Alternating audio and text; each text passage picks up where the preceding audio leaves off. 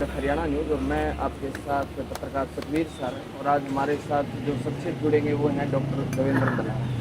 Doctor Devendra Balara इसी दृश्य के मोहताज नहीं हैं, उन्होंने बहुत सारे मुद्दों और आम लोगों को लेकर बहुत बातें बताई हैं। आज ये हमारे नाथूश्री चौकटा क्षेत्र के गाँव कैरावाड़ी में मीटिंग करने पहुँचे हैं, तो इनसे मुखातिब होते हैं। नमस्कार डॉक्टर। नमस्कार सान साहब। पहली बात तो आप नाथूश्री चौकटा पहुँचे हमारे लोगों को, हम तो पहले प्रयासरत रहे हैं इस मामले में। जी डॉक्टर साहब, अभी जो वैक्सीन की बात चल रही थी, पहले यहीं से शुरू कर लेते हैं। डॉक्टर साहब, यहाँ डॉक्टरों से ज़्यादा जो अन्य विभागों के लोग हैं, जैसे यहाँ गांव में मास्टर जी, आंगनबाड़ी, आपको एक बहुत जोर की बात बता रहा हूँ मैं, वीडीपीओ है उसका नेतृत्व कर रहा है और वो एक सीएच अधिकारी है। मतलब ये समझ नहीं आ रहा कि हेल्थ डिपार्टमेंट का काम है, वीडीपीओ आगे ग्राम पंचायत के सहयोग से लगाए जा रहे हैं। क्या मानते हो आप इसको?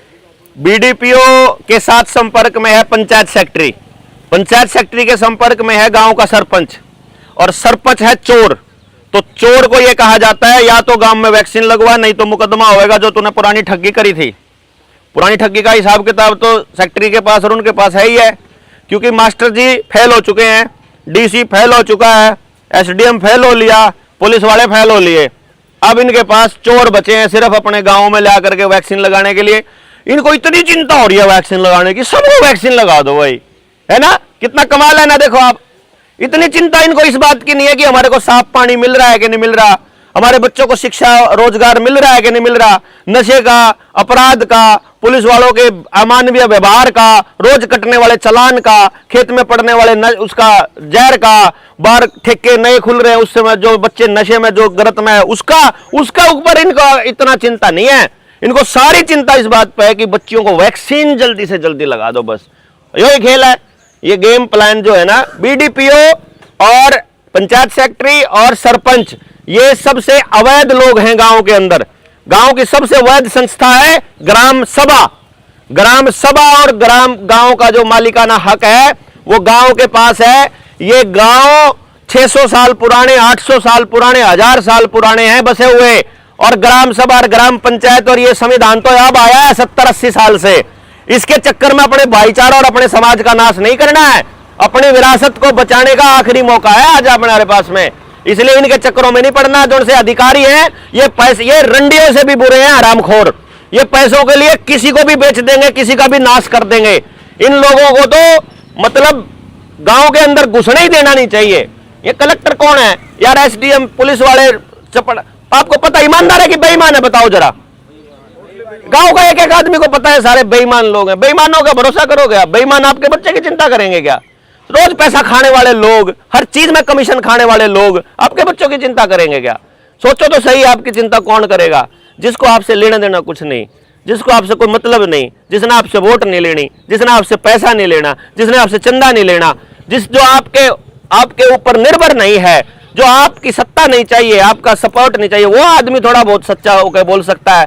वरना जिसको कुछ भी चाहिए, कुछ भी, मान लो मुझे यहां खड़ा होकर के कुछ भी चाहिए ना आपसे, मैं सच नहीं बोल पाऊंगा। मुझे जो मुझे चाहिए उसको बचा के रखना पड़ेगा, इसलिए ये सोच के बोलना पड़ेगा। इसलिए हम लोग क्या बोल रहे हैं, ठीक है उसको चोर बोल दिया, उसको गलत बोल दिया, ठीक है मारेगा ही तो ना ज्यादा से ज्यादा, पर गलत नहीं बोल सकते भाई। सर, आप मतलब आरोप लगा रहे हैं चोरी का, तो पिछले दिनों की अगर बात करें तो रोज ईडी, सीबीआई जो लोगों को पकड़ रही है, बड़ा पैसा पकड़ा जा रहा है देश में, क्योंकि आपने तो बहुत सारे तर्क वितर्क किए हैं, सवाल छोड़े हैं समाज में। ये क्या मामला है? जिस आदमी के बारे में, जिस अधिकारी या जिस नेता के बारे में किसी को भी नहीं पता कि इसने वो गलत काम किया हुआ था, उसके तो घर पे ईडी का छापा पड़ जाता है।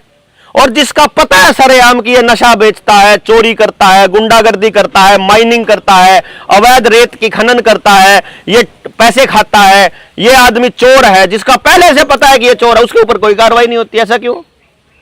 नहीं समझे? यानी हरामियों के साथ बैठ जाओ, अपने आप के ऊपर हरामी का तबका लगा लो तो आप साफ हो जाओगे। इतना सा खेल है। सर, आप जिस क्षेत्र में बैठे हैं, इस क्षेत्र में पिछले दिनों की अगर घटनाक्रम की बात करें तो 30 और 35 से ऊपर नहीं है, 30 से कम नहीं है, ऐसे युवाओं की अकस्मात बहुत बड़ी संख्या में मौत हो रही है। और दूसरी, आप तो पूरे घूमते हैं, स्टडी करी है, आप लोगों के बीच में जाते हैं। दूसरी, जब भी नशा वाला कोई पकड़ा जाता है, गांव के लोग बैठे हैं, क्षेत्र के, उसकी बेल तुरंत प्रभाव से होगी। एकदम, ये दोनों चीजें नशे की बेल तुरंत प्रभाव से होगी। सरकार के सिस्टम की सच्चाई बताने वाला आदमी रवि आजाद 4 महीने से जेल में है, कोई गलती नहीं है, झूठा केस है, सारे देश को पता है। और हम लोगों की ये कमजोरी है, हम लोगों की ये नपुंसकता है कि हम ऐसे लोगों के लिए बोल नहीं पा रहे, हम कुछ कर नहीं रहे जो आदमी इनकी गलत नीतियों की वजह से सिर्फ इसीलिए अंदर है क्योंकि वो इन हरामियों की पार्टी ज्वाइन नहीं कर रहा। आप जो अकस्मात मौत की बात है भाई, जो कोरोना की वैक्सीन लगी थी और नशे की ओवरडोज, ये 2 बड़े कारण है अकस्मात मौत के। सर एक लास्ट सवाल है, इतना बड़ा प्रजातांत्रिक देश है, मतलब इतने बड़े IAS IPS लोग इतनी पढ़ाई करके उस पद पर पहुंचे, आप सारे लोगों को चैलेंज करते हैं। कोई देश चला आ रहा है, 70 साल से आज़ाद हुआ है, तो एकदम देवेंद्र भलारा ही इतना बड़ा बदलाव, इतनी बातें, सीधा सरकार को, सत्ताओं को, चुनिए नेताओं को टारगेट करना, क्या मोटिव आपका? आपकी लाइन में झूठ है। IAS IPS पढ़ाई करके नहीं बनते, गुलामी करके बनते हैं। आपके यहाँ पढ़ाई नहीं होती है, शिक्षा स्कूलों में नहीं दी जाती, स्कूलों में सिर्फ याद करना सिखाया जाता है, सिर्फ रट्टे मारना सिखाया जाता है, सिर्फ आदेश का पालन करना सिखाया जाता है। तो वहां बैठे हुए लोग इंटेलिजेंट नहीं, गुलाम हैं, गधे हैं, पहला नंबर। दूसरा, ये देश आपने बोला ये देश आजाद हुआ, ये देश आजाद नहीं हुआ, ये देश कभी गुलाम हुआ ही नहीं। भारत को, परंपरा को समझोगे, भारत गांव से है। आप अपने गांव में बता दो, अगर आज से 50 साल पहले का दौर आपको याद हो, पुलिस गांव में एंट्री कर सकती थी क्या जी? नहीं कर सकती थी ना। किसी की औकात नहीं थी गांव के अंदर पुलिस घुस जाए, मतलब गांव में गांव का राज था। असल में जो अंग्रेजों का जो राज था वो केवल शहरों में था, और शहर को गांव वाले क्या मानते थे कि अगर किसी ने नशा करना, दारू पीनी, शहर में जाओ, किसी ने सिनेमा देखना, शहर में जाओ, रंडी खाने में जाना, शहर में जाओ, आपको जुआ खेलना, शहर में जाओ। ये काम गांव में तो नहीं होते थे ना। जितने गलत काम होते थे शहरों में होते थे। अंग्रेजों ने शहर बसाए थे गलत कामों के लिए। आज भी शहर उन्हीं के व्यापारी बने बैठे हैं। आज भी गांव के चारों तरफ से एक रोड निकाल देंगे, कह देंगे नगर पालिका में आ गया। म्यूनिसिपल कॉरपोरेशन, कॉरपोरेशन का मतलब कंपनी, कंपनी का मतलब east India company. East India company से पहले भारत में कोई कंपनी नहीं थी। जितनी कंपनियां इस देश के अंदर चल रही हैं सब ईस्ट इंडिया कंपनी के ही अंडर में आती हैं। और आपकी हरियाणा सरकार, आपकी केंद्र की सरकार और आपका SDM, आपका तहसीलदार, आपका राज्यपाल, आपका राष्ट्रपति, आपका सरपंच और आपके यहाँ एक एक कंपनी वो ईस्ट इंडिया कंपनी के अंडर में आती है। वो ईस्ट इंडिया कंपनी वाले यहां व्यापार कर रहे हैं, इस देश पर राज नहीं कर रहे। राज आज भी गांव का है। ना गांव कभी गुलाम हुआ, ना गांव कभी आजाद हुआ, और गांव ही भारत है, गांव की परंपरा ही भारत है। शहर भारत का हिस्सा नहीं है। यह बात थोड़ी बड़ी लेवल की है, जिसको डिटेल में समझेंगे तो आपको पता चलेगा कि भारत कभी गुलाम हुआ ही नहीं। भारत अब गुलाम होने वाला है जब गांव के लोग अपनी व्यवहार का तरीका छोड़ के व्यापार के तरीके में आ जाएंगे। जब आदमी अपना पूत बेचने लग गया, देखो ना, 15,000 रुपए के लिए कंपनी को बेच देते हैं हम अपना पूत, 15,000 रुपए महीने में किराए पर दे देते हैं अपने बच्चे को।